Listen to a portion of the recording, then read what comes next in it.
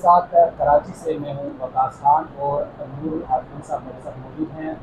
Anchor person हैं और YouTuber हैं मशहूर, आप सब जानते होंगे। लेकिन इनकी वीडियो आपकी नज़र से गुजरी होगी जिसमें शहीद जख्मी हालत में ये अपना मौक़िफ़ दे रहे हैं और बता रहे हैं कि इनके साथ क्या हुआ। तो हमारे साथ बैठे हैं, इनसे पूछते हैं। फिर साहब बताइएगा कि मामला था क्या, लोग जानना चाह रहे हैं। कल अचानक से कुछ सरप्राइज़ आया है कि 8 से 9 के दरमियान दरवाज़े पे ही था मैं मौजूद। असल में दस्तक हुई मैंने बग़ैर देखे कैमरे में, और वो दरवाज़ा खोल दिया। तो नकाब पोश एक लड़का मास्क में, वो उसने मुझे बाहर बुलाया कि सर आपसे ज़रूरी बात करनी है। लोग मेरे पास आते रहते हैं इस तरह से, मैंने ध्यान नहीं दिया, लेकिन उसके मास्क से मुझे ज़रा तशवीश हुई। मैंने उससे पूछा, मैंने कहा तुम ये मास्क पहन करके दरवाज़ा खटखटा रहे हो, तुम्हें अंदर किसने आने दिया? अभी मैंने सिर्फ यही पूछा है कि अचानक वो मॉब जो था उनके साथ उन्होंने मुझ पर हमला कर दिया।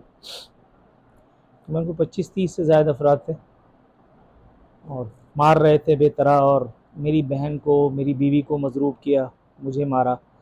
नाक मेरी सूज गई है, पैर मेरा टूट गया है, आप देख रहे हैं यहाँ भी कट के निशान है। सब बट वट मारी है सर के ऊपर, पसलियों में ज़बरदस्त किस्म का। तकरीबन कोई आधा पौना घंटा ये एपिसोड चलती रही है। गली के तमाम लोगों को उनके घरों में कैद कर दिया, यूं कि हर घर के सामने एक पिस्टल वाला खड़ा हो गया था और उनको बाहर नहीं आने दे रहा था। खुद मेरे बहनोई को बाहर आने की इजाज़त नहीं थी। मेरे बहनोई और मेरी भांजी के सीने पे पिस्तौल रख करी और उनसे कहा कि हट जाओ पीछे। मेरी बीवी और जो बहन है वो किसी तरह से रश किया उन्होंने बाहर आकर के, उनको भी बेतरह पड़ी मेरी वजह से। बस यही कहते जा रहे थे कि माफ़ी मांग, माफ़ी मांग। किससे माफ़ी मांगूँ, किस लिए माफ़ी मांगूँ, इस बात का कोई तस्करा नहीं था। मुझे तो मारा सो मारा, वो बेचारा हमारे सिक्योरिटी गार्ड है हमारी विसिनिटी का, उसको बेतरह मारा। हमारे यहाँ अंदर आते हुए ये कोने पे एक फूड सेंटर है, वहाँ से जो मारना शुरू किया लोगों को, 10-15 मोबाइल लोगों के तोड़े। क्योंकि मॉब था 25-30 अफराद का, तो ये 5-5, 6-6, 7-7 की टोलियों में थे। हर आदमी को तशवीश हो रही थी कि क्या है। पहनावा भी करीब एक जैसा था, टी शर्ट्स में, और एक ही जैसे करीब कपड़े, पुलिये भी, सब के सब मास्क में, ब्लैक मास्क में। आके मारते रहे, मेरी वीडियो बनाते रहे, सर ऊपर उठा, माफ़ी मांग, फलाना ढिकाना। बात कोई वाज़ेह नहीं थी, क्या माफ़ी मांग, किससे माफ़ी मांग। बहरहाल वो अपना दिल की दुखन पूरी करके और वो दनदनाते हुए जिस तरह आए थे उसी तरह चले गए। लोगों को डराया जाते हुए कि अगर किसी ने हमारी वीडियो दी तो हम उसको भी मार देंगे। बस ये एपिसोड हुई है। तो कैमरे जो लगे हुए हैं उनमें रिकॉर्डिंग हुई। 2 घर हैं, एक मेरा घर जिसमें 2 कैमरे इस तरफ हमने लगाए हुए हैं आसपास कि ज़रा वाज़ेह रहे सूरत हाल। रिकॉर्डिंग उस वक्त, जिस वक्त ये इंसिडेंट हुआ है, रिकॉर्डिंग उस वक्त बंद हो गई थी। तो उससे हमने ये कयास किया कि ये रिकॉर्डिंग जो जैमर होते हैं, ये इन्होंने जैम कर दिया था ताकि हमारा कैमरा काम ना कर सके। सामने वाले घर में जो हमारे पड़ोसी हैं उनके घर में वो भी कैमरा लगा हुआ है। हैरत की बात यह है कि उनका कैमरा भी उसी वक्त बंद हो गया था। तो उससे हम यही गुमान कर रहे हैं कि जी उनके पास कोई ऐसी डिवाइस थी, कुछ ऐसा था कि जिससे उन्होंने ये काम किया, और उसके बाद जिस तरह से वो आए थे दंदनाते हुए उसी तरह से चले भी गए। अच्छा, मुकदमा दर्ज हो गया इसमें? कल 5 बजे तो मैं आया हूँ JPMC से सारे प्रोसीजर्स वगैरह करा के। अब रात की शिफ्ट में चूँकि हुआ था, तो रात की शिफ्ट आएगी पुलिस वालों की, मेरा ख्याल है पता नहीं कितने बजे उनका हिसाब किताब होता है। उसके बाद रात में ये पुलिस वाले आएंगे, तो आज ही इंशाल्लाह ताला कोशिश है कि FIR आज ही फाइनल हो जाए। अच्छा, आपके देखने वालों के ज़हनों में सवाल आ रहा है कि क्या किसी से कोई दुश्मनी थी, क्या था कि ऐसा ऐसा तो दुश्मनी करता है कि एकदम। यार दुश्मनी तो मेरी अपने तौर पे तो नहीं, लेकिन हर उस आदमी से मेरी दुश्मनी हो जाती है कि जिसके बारे में मैं बात करता हूँ। यानी जब PTI की हुकूमत थी तो PTI की मुझसे दुश्मनी हो गई थी। जब नून लीग की हुकूमत थी आज से पहले, तो नून लीग मेरी दुश्मन हो गई थी। MQM थी तो MQM मेरी दुश्मन हो गई थी। अभी भी ये मेरे दोस्त तो खैर नहीं है। इससे पहले भी ये कई मरतबा इस तरह की हरकतें हो चुकी हैं। अभी 2-3 माह पहले भी मेरी रेकी हुई थी। इससे पहले भी जो है वो लड़के रेंजर्स इंटेलिजेंस ने उठाए थे मेरी अपनी विसिनिटी से। मेरी जिस मस्जिद में नमाज़ पढ़ने जाता हूँ वहाँ मुझे गोली मारने का प्लान था। तो ये सब इसी जगह पे रह कर के, और हैरत अंगेज़ बात ये है कि उन 25-30 अफराद में से जहाँ से जो आवाज़ आ रही थी, उन 25-30 अफराद में से कोई भी एक ऐसा लहजा ऐसा नहीं था जो मैं कहूँ कि गैर मकामी था। कोई एक लहजा भी ऐसा नहीं था, कोई एक ऐसी आवाज़ भी नहीं थी। तो दुश्मनी तो ज़ाहिर है कि थी, तभी ये मामला यहाँ तक पहुँचा। अब वो सोशल मीडिया पे एक नई चीज़ फैलाई जा रही है कि जी, और आप लेवल देखें, Shahid Khaqan Abbasi ex prime minister वो ट्वीट कर रहा है कि नूरुल आरफीन को मुफ्ती तारिक मसूद के बंदों ने अकल ठिकाने लगा दी। अब आप जब एक्स प्राइम मिनिस्टर की ये लैंग्वेज पढ़ते हैं, देखते हैं कि वो बाकायदा बगले बजा रहा है और खुशी का इजहार कर रहा है इस एक वारदात पे।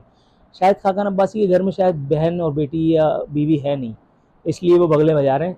जब उनके घर में इस तरह की कोई वारदात, कोई सान्या होगा, जब उनकी हमशीरा के गाल को कोई अपने तमाचे का निशाना बनाएगा, तब मैं उनसे पूछूंगा। और ये बहुत दूर नहीं है, बहुत दूर नहीं है। मैं पहले जब एक टीवी चैनल पे मुलाजमत करता था और नून लीग की हुकूमत थी, तब भी इनकी मुझसे इसी तरह से दुश्मनी थी।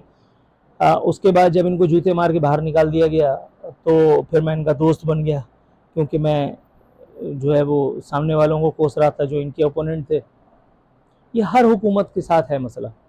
जो हुकूमत में होगा, जिसके बारे में बात की जाएगी, जो इस सिस्टम का बेनिफिशरी होगा, चाहे वो MQM हो चाहे कोई भी, आप उसके बारे में बात करेंगे तो वो आपसे ग्रज पाल लेता है। पाकिस्तान जैसे माशरों में जहाँ आपको पता है कि कोर्ट केसेस भी जो है वो एक ख़ास हद से आगे नहीं जाते, तो ये सब चीज़ें तो यहाँ आम हैं। यहाँ कौन महफूज है, कौन महफूज है? रेंजर्स की अपनी एक टीम होती है, पुलिस की अपनी होती है, तो किसी की तरफ से कोई डायरेक्शन मिली है कि ये हो सकता है, या कोई ऐसा कोई अंदाज़ा किसने लगाया हो कि फलां हो सकता है, फलां हो सकता है कि उन्होंने तो अभी तक अंदाज़ा मुझसे शेयर नहीं किया अपना। अब आज रात में जब मुलाकात होगी तो मैं अपनी इन्फॉर्मेशन फिर उनसे शेयर करूंगा कि ये कौन है। कौन? आपको है शक है किसी पर? यस, जो हर दफ़ा करता है मेरा शक उसी पर है। सियासी जमात? हाँ हाँ बिल्कुल यार, और कौन है? MQM वाले ही करते हैं, MQM वाले ही करेंगे, और कौन करेगा? तारिक मसूद का नाम इस्तेमाल करना कि तारिक मसूद के लोगों ने किया है, और दूसरा तारिक मसूद के ऊपर भी अब जिम्मेदारी आ जाती है कि तारिक मसूद अपने आप को क्लियर करे।